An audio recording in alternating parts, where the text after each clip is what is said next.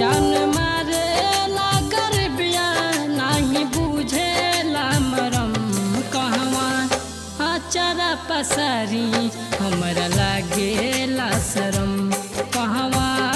आचारा पसारी हमरा लागेला शरम होला बेशरम लोग होला बेशरम कहवा आचारा पसारी हमरा लागेला शरम कहवा आचारा पसारी लोगवा होला बेशरम।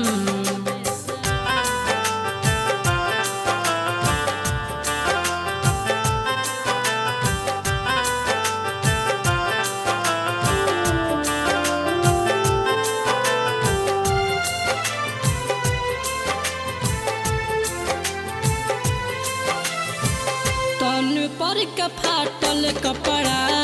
मधुरू बबाड़ी काना काना रटते रटते आँख से गिर पानी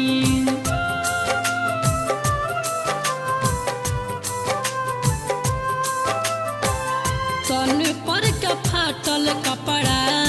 मधुरू बबाड़ी काना काना रटते रटते आँख से गिर पानी जाने विधाता का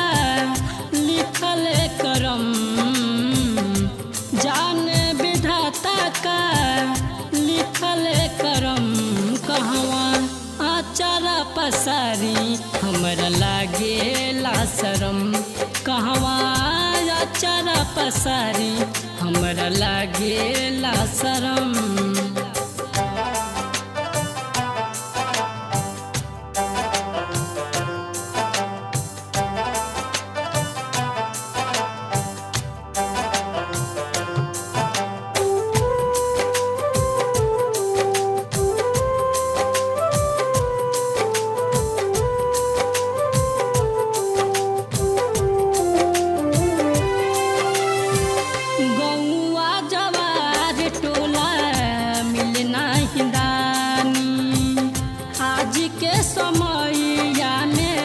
पेट कैसे पाली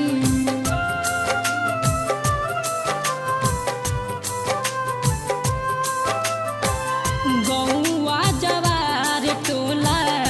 मिले नहीं दानी आज के समैया में पेट कैसे पाली गरीब लोगन के ना बुझला मरम गरीब लोगन के ना बुझला मरम कहवा आचारा पसारी हमरा लागेला शरम कहवा आचारा पसारी लोगवा होला